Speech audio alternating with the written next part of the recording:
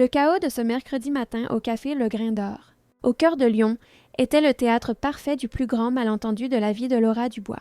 Tandis qu'elle jonglait entre son ordinateur portable, son porte-documents et l'anxiété de son premier jour dans un nouvel emploi, elle n'aurait jamais pu imaginer que l'homme en tablier qui lui servait son cappuccino et à qui elle s'adressait avec une familiarité déplacée était en réalité Richard Fournier, propriétaire de la plus grande chaîne de café de France et son nouveau supérieur direct. Et, plus surprenant encore, qu'il avait décidé de ne pas la corriger, charmé par sa manière authentique de parler de café et de chiffres sans la nervosité habituelle que sa présence provoquait chez ses employés.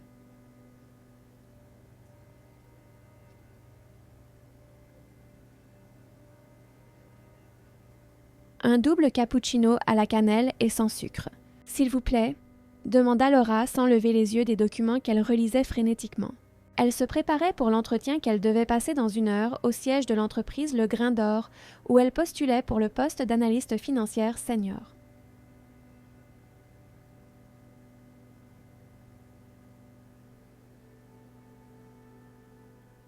Un nom pour la commande?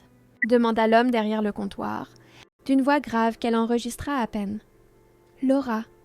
Mais vous pouvez mettre l'eau, répondit-elle distraitement, levant enfin les yeux pour croiser une paire d'yeux verts qui l'observait avec curiosité. L'homme avait des cheveux sombres, légèrement en désordre, des épaules larges sous le tablier brun du café et un sourire contenu qui illumina son visage lorsque leurs regards se rencontrèrent. Quelque chose chez ce barista lui semblait étrangement familier. Les autres employés le traitaient avec une déférence inhabituelle et les clients lui lançaient des regards curieux. Mais Laura, nouvelle dans la ville après des années passées à travailler dans des multinationales à l'étranger, ne perçut pas les signaux. « C'est votre première fois ici ?» demanda-t-il tout en préparant le café avec une dextérité qui suggérait des années de pratique. « C'est si évident que ça ?» rit Laura, se détendant momentanément. « Je viens de rentrer en France après 5 ans à New York. Je commence un nouveau travail aujourd'hui, au siège de cette chaîne de café d'ailleurs. » Elle marqua une pause. « Ce qui est ironique, je sais tout sur les chiffres de cet endroit, mais je n'avais jamais mis les pieds dans un de leurs cafés. » L'homme haussa les sourcils, visiblement intéressé. « Donc, vous vous y connaissez en chiffres? »« C'est ce qu'on dit, » répondit-elle avec un sourire confiant. « En fait, si j'étais le PDG, je suggérerais une révision complète du système de tarification. Vous avez d'excellentes marges sur les cafés de spécialité, mais vous perdez de l'argent sur les accompagnements. » Laura s'arrêta brusquement. « Désolée, déformation professionnelle d'analyser tout ce qui bouge. » L'homme sourit énigmatiquement en lui tendant le cappuccino. « Ne vous excusez jamais d'être doué dans ce que vous faites. » Leurs doigts s'effleurèrent brièvement lors de l'échange, et Laura sentit un frisson inattendu. « Merci pour le café. » Hésita-t-elle. « Richard, » répondit-il, sans rien ajouter de plus. « Eh bien, Richard, vous faites un cappuccino qui a sauvé ma matinée. Je repasserai peut-être demain pour vous raconter comment s'est passé l'entretien, » dit-elle avec un sourire, sans imaginer qu'elle retrouverait ce même homme moins d'1 heure plus tard, assis en bout de table de réunion, sans tablier, vêtu d'un costume impeccable et se faisant appeler Monsieur Fournier par tout le monde. Ce que Laura ignorait, c'est que Richard Fournier avait l'habitude occasionnelle de travailler incognito dans différentes succursales de son réseau pour garder le contact avec le quotidien de l'entreprise qu'il avait bâtie. Et ce matin-là, pour la première fois depuis des années, il s'était senti considéré comme un homme ordinaire, et non comme le millionnaire qui faisait la couverture des magazines économiques. Et cela l'avait complètement fasciné. Tandis que Laura se dépêchait vers le siège de l'entreprise, Richard passait un appel rapide. « Bianca, concernant la candidate au poste d'analyste financière, Laura Dubois. Je veux mener l'entretien personnellement. » Le destin leur avait préparé une rencontre qu'aucun des deux n'aurait pu anticiper et qui allait changer leur vie de manière qu'ils n'auraient jamais pu imaginer. L'horloge avançait rapidement vers le moment où Laura découvrirait son erreur et où Richard devrait décider s'il révélerait que l'homme pour qui elle avait manifesté de l'intérêt était en réalité son nouveau patron. Le siège du Grain d'Or occupait un immeuble de verre au cœur du quartier des Brotteaux, avec une vue panoramique à couper le souffle sur la ville. Laura arriva 15 minutes avant l'heure prévue, retrouvant son sang-froid dans l'ascenseur en miroir qui montait jusqu'au 20e étage. Son reflet montrait une femme de 28 ans, déterminée, les cheveux châtains relevés en un chignon bas et des yeux où se mêlaient nervosité et résolution. « Mademoiselle Dubois, veuillez me suivre, s'il vous plaît, » dit la réceptionniste après avoir annoncé son arrivée. Il y a eu un petit changement. Monsieur Fournier a décidé de mener votre entretien personnellement. » Laura sentit son estomac se nouer. Il était rare que le PDG d'une entreprise de cette taille participe à la sélection d'analystes, même seniors. La pression venait d'augmenter de façon exponentielle. « Monsieur Fournier est exigeant », demanda-t-elle, essayant de paraître décontractée tandis qu'elle suivait le couloir. La réceptionniste sourit énigmatiquement. Disons qu'il sait exactement ce qu'il cherche. Lorsque la porte de la salle de réunion s'ouvrit, Laura sentit son petit déjeuner remonter. Il était là, le barista, maintenant sans tablier, dans un costume gris anthracite parfaitement ajusté, assis en bout de table avec une posture qui irradiait l'autorité. Leurs regards se croisèrent et le sourire qu'il lui adressa contenait un mélange d'amusement et de curiosité. « Mademoiselle Dubois, quel plaisir de vous revoir si tôt. Veuillez vous asseoir. » Elle resta paralysée pendant 3 secondes qui parurent une éternité. Son cerveau travaillait frénétiquement pour assimiler la situation. Le barista à qui elle avait suggéré que sa propre entreprise avait besoin d'une restructuration de ses prix. Le barista avec qui elle avait discrètement flirté était Richard Fournier, le PDG milliardaire dont elle avait étudié la trajectoire dans les moindres détails pour cet entretien. « Monsieur Fournier », réussit-elle à dire, retrouvant enfin son sang-froid au prix d'un effort surhumain. « Vous avez plusieurs talents. Vous faites d'excellents cappuccinos. » Un silence tendu s'installa dans la pièce. L'assistante qui les accompagnait semblait confuse. Mais soudain, à la surprise générale, Richard laissa échapper un rire franc. « Mademoiselle Dubois, je crois que nous avons commencé notre relation professionnelle de manière peu conventionnelle, » commenta-t-il, lui indiquant à nouveau la chaise pour qu'elle s'assoie. Je dois dire que c'était rafraîchissant. Laura prit une profonde inspiration et décida que sa seule issue était d'avancer avec dignité. « Je vous prie de m'excuser pour le malentendu, Monsieur Fournier. Si j'avais su qui vous étiez, m'auriez-vous suggéré les mêmes changements dans la stratégie de tarification ?» l'interrompit-il en haussant un sourcil. Elle n'hésita qu'un instant. « Probablement oui, mais avec une présentation PowerPoint et des graphiques à l'appui. » Ce commentaire lui arracha un autre sourire, et la tension dans la salle diminua sensiblement. « Eh bien, peut-être que ce malentendu a été productif. J'ai eu un aperçu de vos compétences analytiques dans des circonstances où vous n'aviez aucune raison de m'impressionner. » Il survola son CV. Formation à Cambridge, expérience dans 2 des plus grands cabinets de conseil de New York. Qu'est-ce qui vous ramène en France, mademoiselle Dubois? La question était standard, mais le ton sur lequel elle était posée ne l'était pas. Il y avait une curiosité sincère qui dépassait le cadre professionnel. « Mon père est tombé malade, » répondit-elle avec franchise. « Je suis revenue pour être proche de ma famille, mais aussi parce que je crois que je peux faire la différence ici. Le marché français présente des défis qui exigent des solutions créatives. Comme notre stratégie de tarification des accompagnements, » la provoqua gentiment Richard. « Exactement, » sourit Laura, retrouvant sa confiance. « En fait, Monsieur Fournier, maintenant que je sais qui vous êtes, j'ai encore plus d'idées que j'aimerais partager. » L'entretien se poursuivit pendant 1 heure supplémentaire, se transformant en une discussion animée sur les stratégies commerciales, les tendances du marché et les possibilités d'expansion. Laura réalisa, avec une admiration croissante, qu'en plus d'être incroyablement séduisant, Richard Fournier était brillant. Son esprit fonctionnait avec une rapidité impressionnante, faisant des connexions que de nombreux dirigeants avec lesquels elle avait travaillé n'auraient jamais pu établir. À la fin, lorsqu'il se leva pour clore la réunion, Laura était certaine de 2 choses. Premièrement, qu'elle avait réussi son entretien. Et deuxièmement, qu'elle était dangereusement intéressée par son potentiel patron. Une complication qui n'était pas dans ses plans. « Mademoiselle Dubois », dit Richard en lui tendant la main pour une poignée formelle. « Le département des RH vous contactera dans la journée, mais je peux vous dire que vos perspectives sont extrêmement favorables. » Lorsque leurs doigts se touchèrent lors de la poignée de main, tous 2 ressentirent à nouveau ce courant électrique qu'ils avaient éprouvé au café. Cette fois, Richard retint sa main 1 seconde de plus que ce qui aurait été strictement professionnel. « Merci pour cette opportunité, monsieur. Fournier, » répondit-elle, soutenant son regard malgré son cœur battant la chamade. « Richard, » la corrigea-t-il doucement. « Au café, vous m'avez appelé Richard. » Tandis que Laura quittait la pièce, elle sentit le regard de l'homme la suivre. Ce qu'elle ne pouvait imaginer, c'est qu'aussitôt la porte refermée, Richard décrocha son téléphone. « Bianca, mademoiselle Dubois est embauchée. Préparez un contrat spécial. Je veux qu'elle travaille directement avec moi sur le projet d'expansion internationale. » La décision n'était pas seulement professionnelle, et il le savait. Mais il y avait quelque chose chez cette femme, son intelligence vive, son honnêteté désarmante, sa beauté naturelle, qui l'intriguait plus que quiconque qu'il ait rencontré depuis des années. Et Richard Fournier obtenait toujours ce qu'il voulait. Les 3 semaines suivantes, Laura se plongea corps et âme dans son nouveau travail au grain d'or. Le projet d'expansion internationale était exactement le défi qu'elle recherchait. Mais travailler directement avec Richard s'avérait être une épreuve quotidienne pour son professionnalisme. L'homme était brillant, exigeant et terriblement séduisant, une combinaison dangereuse qui mettait sa concentration à l'épreuve lors des longues réunions stratégiques.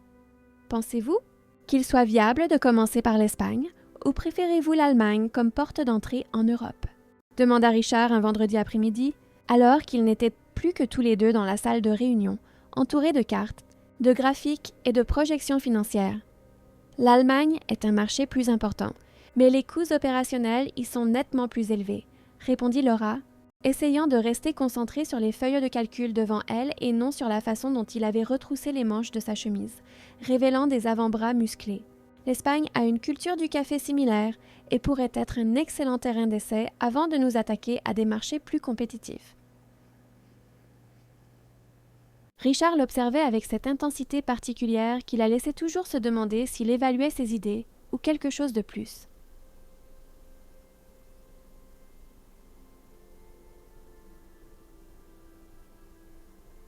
« Je suis d'accord », dit-il finalement, se penchant pour examiner la carte qu'elle avait préparée. Le mouvement le rapprocha dangereusement et Laura sentit son parfum, une combinaison sophistiquée de cèdre et de vétiver. « Votre travail a été exceptionnel, Laura. »« Merci, » répondit-elle, gardant une voix ferme malgré la chaleur qui lui montait au cou. « C'est un projet stimulant. »« Assez stimulant pour justifier les heures supplémentaires constantes ?» demanda Richard, un sourire jouant au coin de ses lèvres. « J'ai remarqué que vous avez été la première à arriver et la dernière à partir presque tous les jours. » Laura hésita. La vérité était que se noyer dans le travail était sa stratégie pour gérer l'attirance inopportune qu'elle ressentait pour lui. Mais il y avait une autre raison. « Mon père est en traitement, » admit-elle. « Le bureau, parfois, est plus calme que l'hôpital. » Quelque chose changea dans le regard de Richard, une vulnérabilité momentanée dont elle n'avait jamais été témoin. « Je suis désolée, » dit-il avec une sincérité surprenante. « Quel genre de traitement? »« Un lymphome, » répondit-elle, le mot encore difficile à prononcer. Le pronostic est bon, mais le processus est épuisant. Un silence s'installa entre eux, différent de la tension habituelle. Plus profond, plus personnel. « J'ai perdu mon père il y a 5 ans, » révéla brusquement Richard. « C'est la raison pour laquelle j'ai commencé à travailler occasionnellement dans les boutiques. Il a commencé comme barista et me rappelait toujours de ne jamais perdre contact avec les origines de l'entreprise. » Laura le dévisagea, surprise. Dans les interviews qu'elle avait lues, Richard Fournier paraissait toujours calculateur et réservé. Cette vulnérabilité était inattendue et touchante. « Cela explique votre talent pour le cappuccino, » commenta-t-elle, tentant de détendre l'atmosphère. Il sourit, un sourire sincère qui apparaissait rarement dans l'environnement de l'entreprise. « J'ai appris du meilleur. Mon père faisait le meilleur café du Vieux-Lyon. J'ai grandi derrière le comptoir de sa petite boutique. Il fit un geste large, englobant l'empire qu'il avait construit. Et j'ai transformé tout ça en cette distraction glamour. » « Une distraction impressionnante, » dit-elle, le voyant sous un nouveau jour. « Que diriez-vous de continuer cette conversation dans un cadre moins formel ?» suggéra soudain Richard. « Il y a un excellent restaurant italien à 2 rues d'ici. » L'invitation flotta entre eux, chargée de possibilités. Laura savait qu'elle devrait refuser. Il était son patron, et mélanger travail et plaisir était la recette d'un désastre. Mais il y avait quelque chose dans ce moment de connexion sincère qui rendait impossible de dire non. Ce serait, chercha-t-elle le mot juste, intéressant. Le restaurant était discret et élégant, avec de petites tables privées dans des alcôves séparées par des treillis couverts de plantes. Loin de l'ambiance de l'entreprise, Richard semblait plus détendu, plus humain. Il commanda du vin pour eux deux et discuta avec le propriétaire comme un vieil ami. « Marc et moi avons grandi ensemble », expliqua-t-il lorsque l'homme s'éloigna, « avant qu'aucun de nous ne rêve de monter sa propre affaire. » « Vous gardez vos anciennes amitiés, » observa Laura. « Cela en dit long sur une personne. »« J'essaie de ne pas oublier d'où je viens, » dit-il en haussant les épaules. Malgré l'image que la presse aime construire, le redoutable requin des affaires, le taquina-t-elle surprise par sa propre audace. Richard rit d'un son riche et sincère. « C'est ça. Je dois avouer que la réputation est parfois utile dans les négociations. » La conversation coula naturellement, s'éloignant du travail pour s'aventurer sur des terrains plus personnels. Ils parlèrent de livres, de films, de lieux qu'ils avaient visités. Laura raconta ses années à New York, et Richard partagea des histoires de son enfance dans la banlieue lyonnaise. Lorsque le dîner se termina, aucun des deux ne semblait disposé à mettre fin à la soirée. Ils marchèrent dans les rues calmes du quartier, la douce brise printanière agitant légèrement les cheveux de Laura, qu'elle avait détachés de son chignon formel pendant le dîner, dans un geste d'abandon progressif des formalités. « Je n'aurais jamais imaginé que mon patron millionnaire était si normal », commenta-t-elle, le vin lui donnant le courage de la franchise. « Normal ?» haussa-t-il les sourcils, feignant d'être offensé. « J'espère que c'est un compliment. »« Le plus grand de tous, » assura Laura. « Les gens authentiques sont rares dans ce milieu. » Ils s'arrêtèrent devant l'entrée d'un petit parc, les lumières de la ville se reflétant sur les eaux du parc de la Tête d'Or. C'est alors que Richard se tourna pour lui faire face, l'expression soudainement sérieuse. « Laura, je dois être honnête. Ce dîner n'avait rien à voir avec le travail. » Son cœur s'accéléra, mais elle garda son sang-froid. « Je m'en suis doutée au deuxième verre de vin quand vous avez commencé à me parler de votre phase d'adolescent guitariste frustré. » Il sourit, mais redevint vite sérieux. « Ce que nous faisons est compliqué.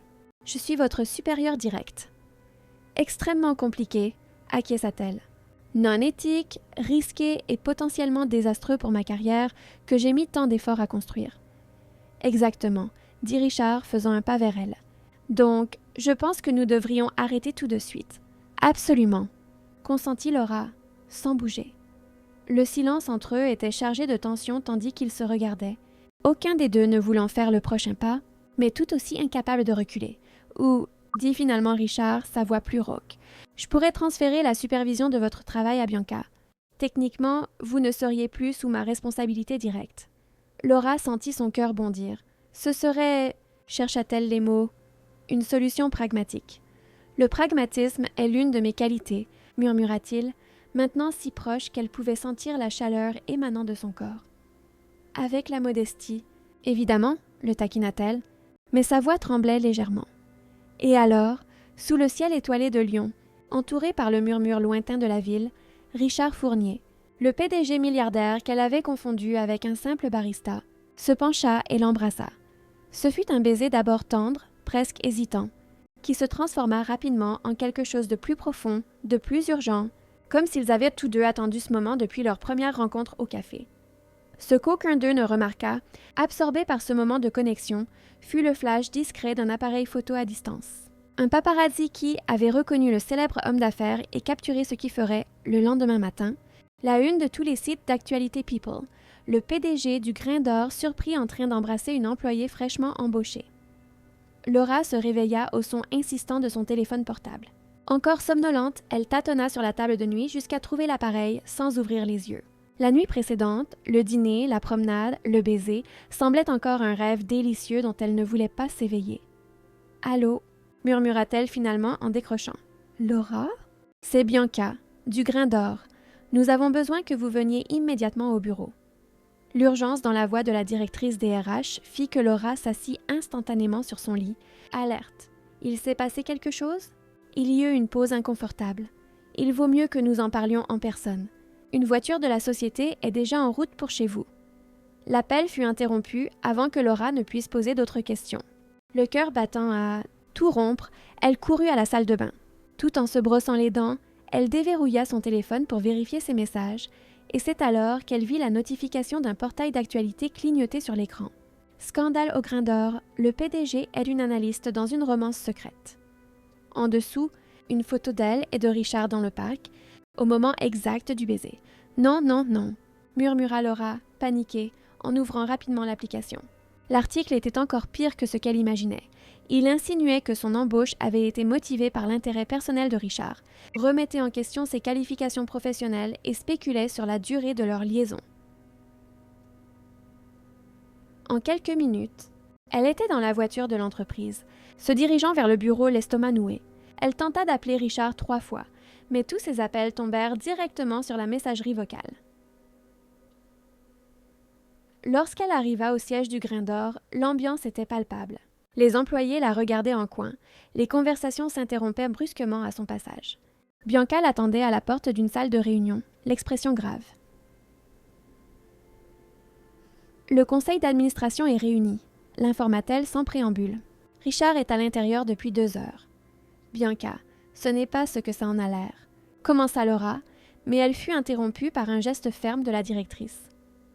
Peu m'importe ce que ça en a l'air, Laura, dit Bianca à voix basse. Mais préparez-vous. Les actionnaires sont furieux. L'entreprise est sur le point d'entrer en bourse, et un scandale de ce genre est la dernière chose dont nous avons besoin. Avant que Laura ne puisse répondre, la porte de la salle de réunion s'ouvrit et Richard sortit, suivi d'hommes en costume, tous avec des expressions fermées. En la voyant, ses yeux s'adoucirent momentanément, mais seulement pour une seconde, avant que son masque professionnel ne revienne. « Mademoiselle Dubois, veuillez vous joindre à nous. » Ce qui suivit fut l'un des moments les plus humiliants de la vie de Laura.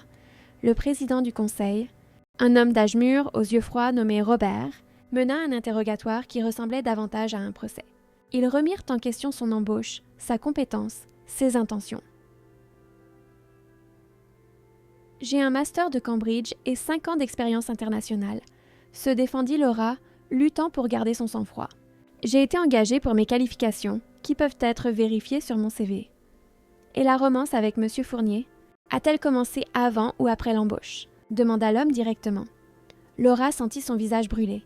Il n'y a pas de romance. Il y a eu un dîner qui a eu lieu hier, après 3 semaines de travail intense sur le projet d'expansion. C'était la première fois que nous nous voyions en dehors du cadre professionnel. Les regards sceptiques autour de la table indiquaient clairement que peu la croyaient. Richard, qui était resté silencieux pendant l'interrogatoire, intervint finalement. « Messieurs, nous avons déjà clarifié les faits.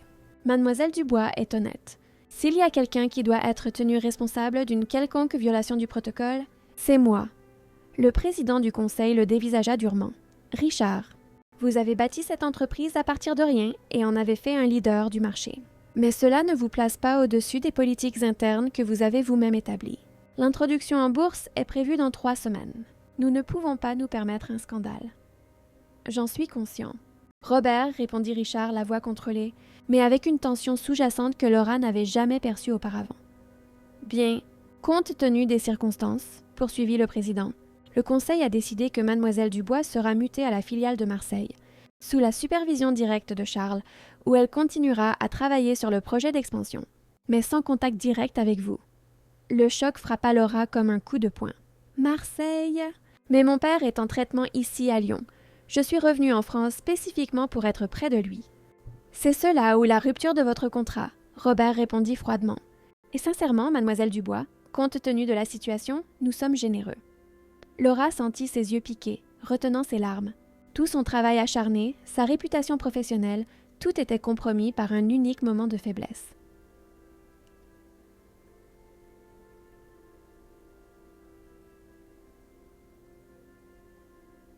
« Je demande un moment seul avec Mademoiselle Dubois, » dit soudainement Richard en se levant. Ce n'était pas une demande, c'était un ordre. Et même le conseil reconnut son autorité.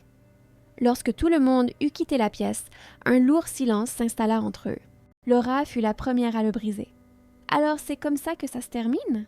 Avant même d'avoir commencé, sa voix était basse, tremblante d'une émotion contenue. « Je serai exilée à Marseille ou licenciée. » Richard passa ses mains dans ses cheveux, un geste rare de frustration dont elle n'avait jamais été témoin. « Je suis désolée, Laura. Cette exposition, ce n'était pas ce que je voulais pour vous. »« Pour moi ?» rit-elle sans humour. « Et pour vous? Votre réputation est aussi en jeu. »« J'y survivrai, » dit-il en haussant les épaules. « Ce n'est pas la première crise que je traverse, mais votre carrière ne fait que commencer, et je ne peux pas permettre qu'elle soit entachée à cause de... un moment d'imprudence, » compléta-t-elle amèrement. « J'allais dire de sincérité, » corrigea doucement Richard en s'approchant. « Hier soir, c'était la première fois depuis des années que je me sentais vraiment connectée à quelqu'un. Son regard était intense, presque vulnérable, une facette du puissant PDG que peu avaient revu. Mais cela ne change pas la réalité, observa tristement Laura. Je ne peux pas aller à Marseille. Mon père a besoin de moi ici. Je sais, acquiesça Richard. C'est pourquoi j'ai préparé une alternative. Il fit glisser un dossier sur la table. Laura l'ouvrit avec hésitation, y trouvant un nouveau contrat. À mesure qu'elle lisait, ses yeux s'écarquillèrent de surprise. « Vous me proposez un poste à la Fondation Le Grain d'Or?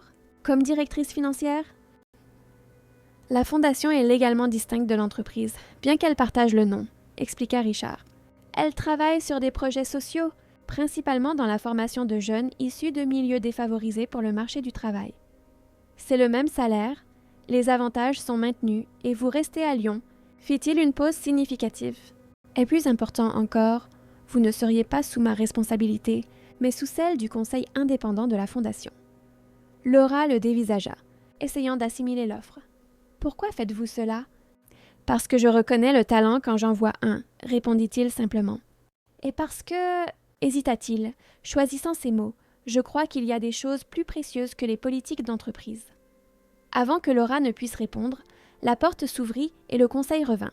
Richard reprit immédiatement sa posture professionnelle, s'éloignant d'elle.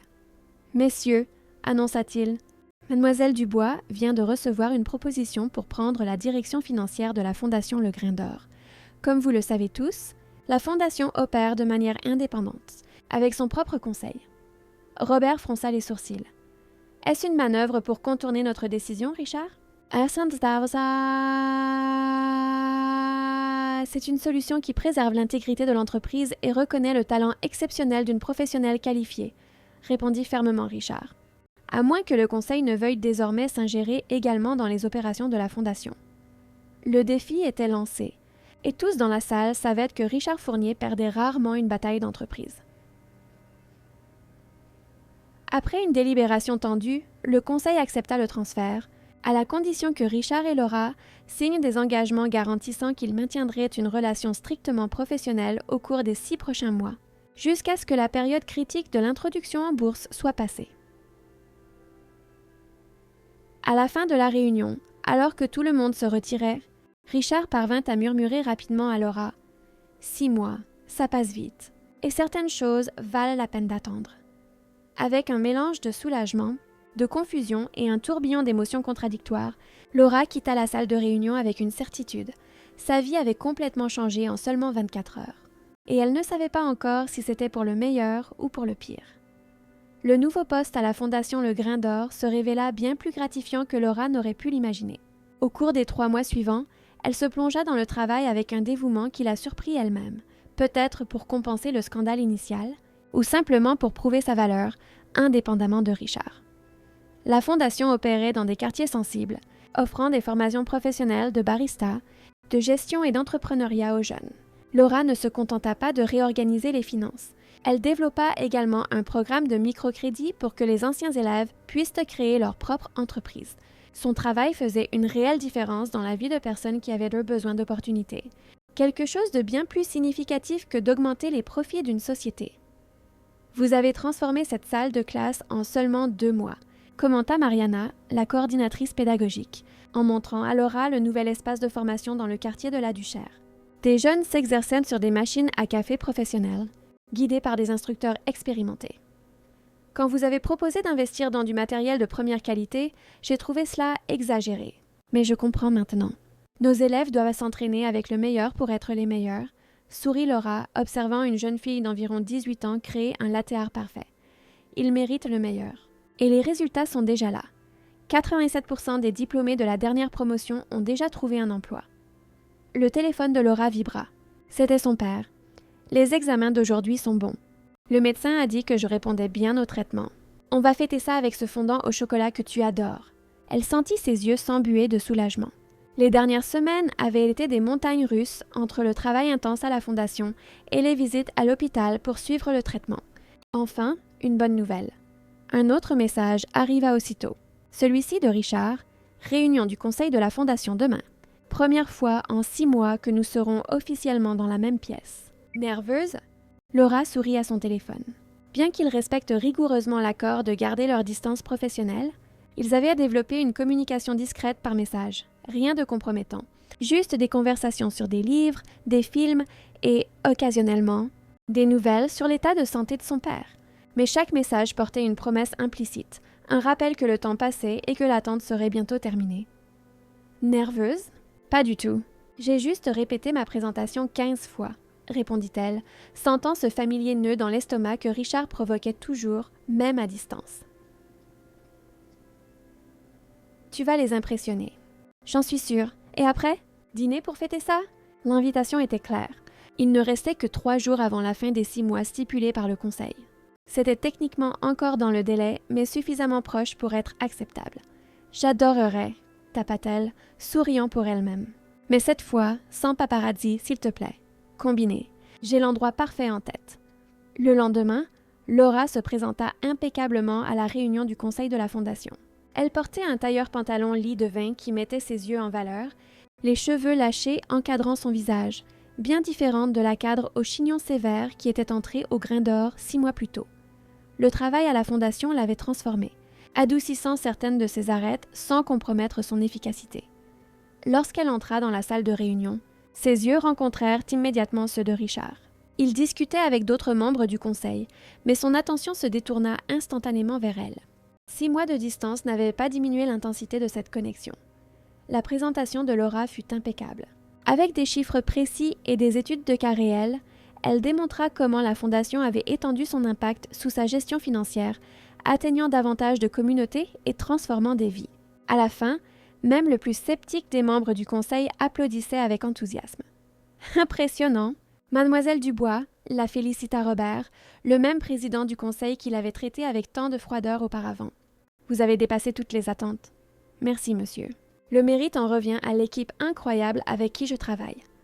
La réunion se poursuivit sur d'autres sujets, et Laura s'autorisa à se détendre un minimum, observant Richard tandis qu'il menait les discussions. Il avait changé lui aussi.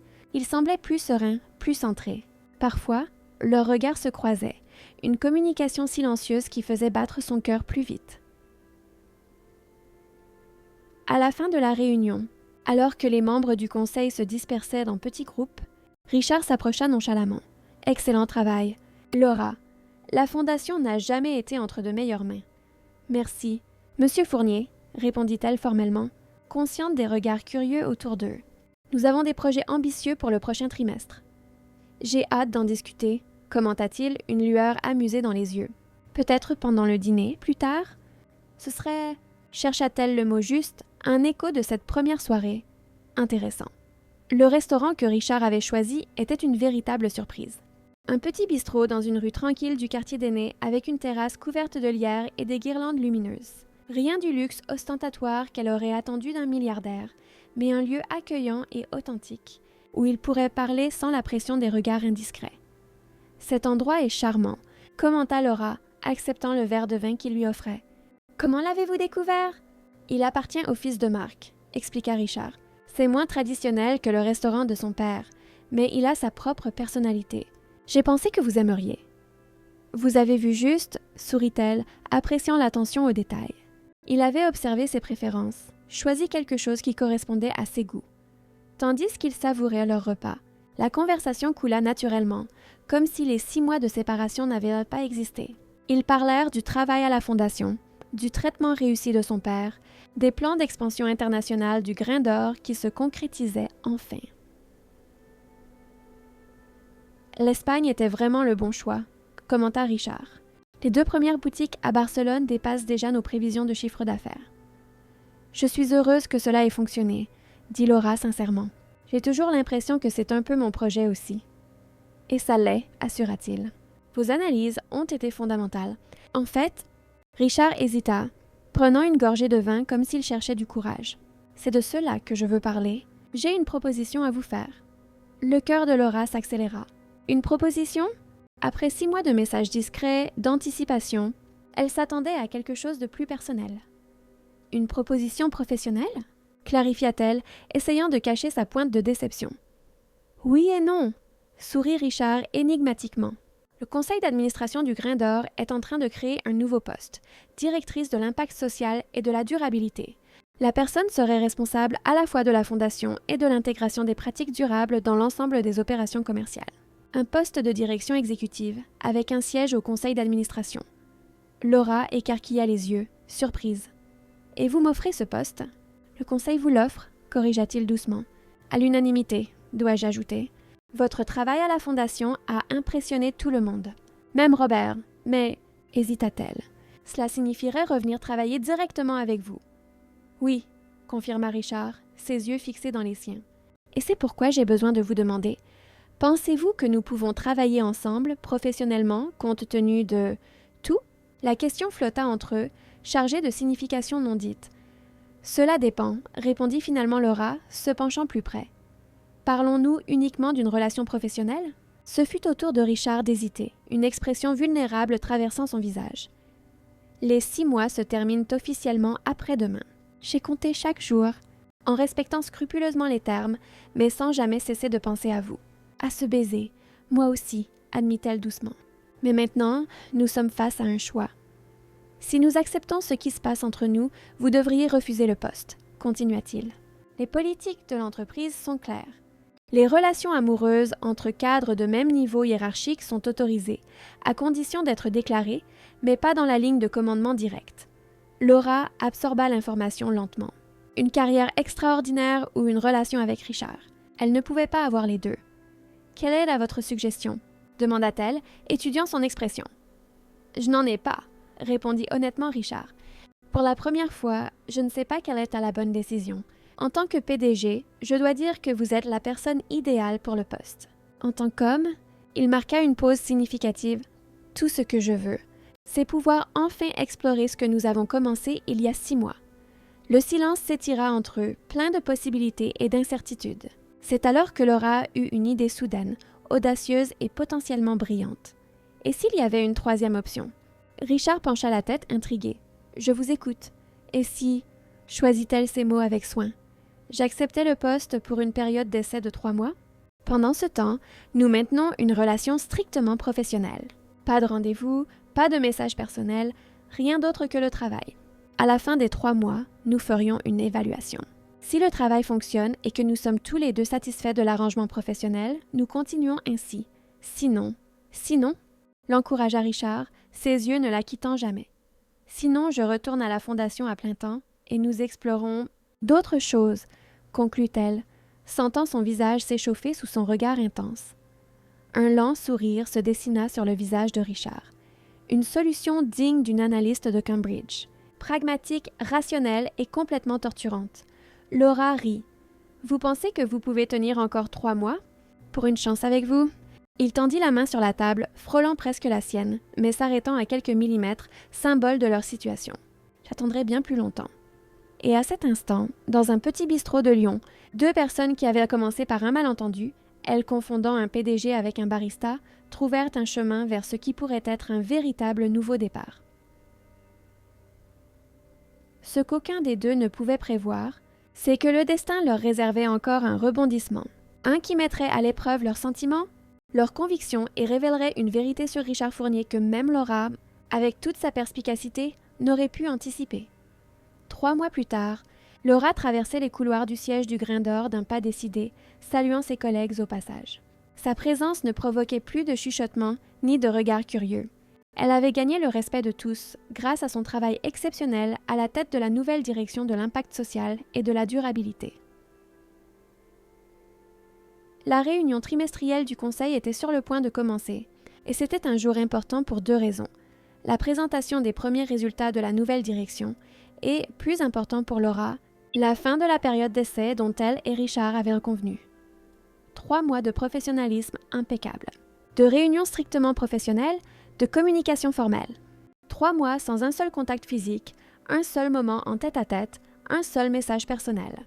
3 mois de tension croissante, de regards furtifs et d'une certitude qui se solidifiait chaque jour. Ce qu'ils ressentaient l'un pour l'autre allait bien au-delà de l'attirance initiale. Tandis qu'elle organisait ses notes dans la salle vide, Laura réfléchissait à sa décision. La direction avait été un défi extraordinaire, intégrant des pratiques durables dans toute l'opération de l'entreprise et élargissant la portée de la fondation. Son travail transformait non seulement la vie de jeunes dans des quartiers défavorisés, mais aussi la culture d'entreprise même du Grain d'Or.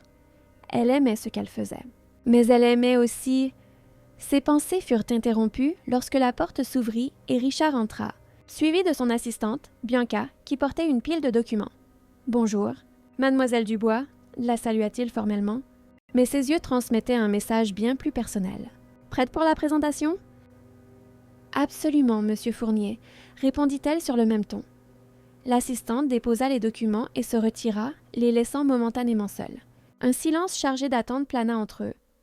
C'est aujourd'hui, dit finalement Richard, sa voix plus douce. Oui, confirma Laura, sentant son cœur s'accélérer. 3 mois exactement. Il fit un pas dans sa direction, mais fut interrompu par l'arrivée des premiers membres du conseil. Le moment d'intimité était passé, et tous deux reprirent immédiatement leur personnage professionnel. La réunion se déroula comme prévu. Laura présenta les résultats impressionnants de sa direction.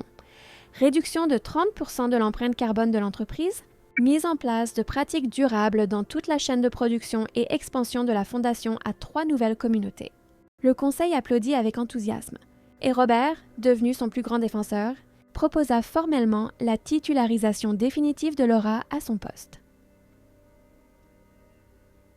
Je pense que nous parlons au nom de tous en disant que cette période d'essai a été un succès retentissant, déclara le président du conseil. Nous aimerions officialiser votre maintien au poste de directrice exécutive, avec un contrat de 5 ans et une participation au capital de l'entreprise. C'était tout ce dont Laura pouvait rêver professionnellement. Reconnaissance, stabilité, impact réel. Son regard croisa brièvement celui de Richard, qui gardait une expression neutre, bien que ses yeux trahissent la tempête intérieure. « Je vous remercie immensément de votre confiance », répondit-elle prudemment. « J'aimerais cependant demander une journée pour examiner formellement cette proposition.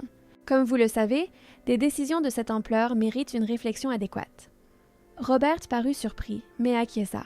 La réunion fut levée peu de temps après, et les membres du conseil se dispersèrent pour un cocktail à l'étage supérieur. Laura rassemblait ses notes lorsqu'elle réalisa que seuls elle et Richard restèrent dans la salle. Il avait discrètement fermé la porte et l'observait maintenant avec une intensité qui fit bondir son cœur. « Êtes-vous sûr d'avoir besoin d'une journée entière pour décider ?» demanda-t-il, sa voix basse et rauque. « Peut-être moins, » répondit-elle, un petit sourire jouant sur ses lèvres. « Cela dépend de quoi ? Une dernière information dont j'ai besoin pour prendre ma décision. » Richard fit un pas vers elle, réduisant la distance entre eux. Et quelle serait cette information? Au cours des 3 derniers mois, commença Laura, gardant une voix ferme malgré son cœur battant la chamade. J'ai découvert que j'aime ce travail. J'aime l'impact que nous créons, j'aime les défis, j'aime la direction que nous prenons. Je comprends, dit Richard, une ombre de déception traversant ses yeux.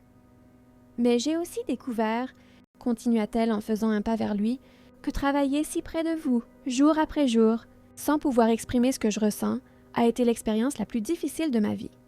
L'espoir revint illuminer son regard, pour moi aussi. Alors, Laura prit une profonde inspiration. Avant de prendre ma décision finale, j'ai besoin de savoir une chose. Que ressentez-vous exactement pour moi, Richard Fournier?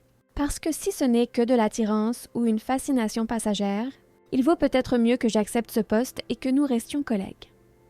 Richard prit ses mains dans les siennes, leur premier contact en 3 longs mois. Quand vous m'avez confondu avec un simple barista ce matin-là, commença-t-il, la voix étranglée par l'émotion. C'était la première fois depuis des années que quelqu'un me voyait comme un simple homme. Pas comme un PDG, pas comme un milliardaire, pas comme une personnalité publique. Vous m'avez parlé avec honnêteté, sans filtre, sans arrière-pensée. Et je suis tombé amoureux de cette authenticité. Il serra doucement ses mains.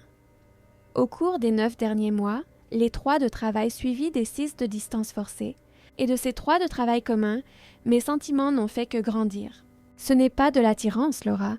Ce n'est pas une fascination passagère. Je vous aime. Les 3 mots flottèrent dans l'air entre eux, simples et transformateurs. Eh bien, sourit Laura, des larmes de bonheur brillant dans ses yeux. Dans ce cas, je pense que je dois refuser poliment l'offre du conseil. Ou, suggéra Richard, ses yeux brillants d'une idée soudaine. Vous pourriez l'accepter. Et je pourrais démissionner de mon poste de PDG pour devenir président du conseil d'administration. Techniquement, nous ne serions plus dans la même ligne hiérarchique. Laura rit, incrédule. Vous quitteriez votre poste de PDG pour moi? Pour nous, corrigea-t-il. J'y pense depuis un certain temps, en fait.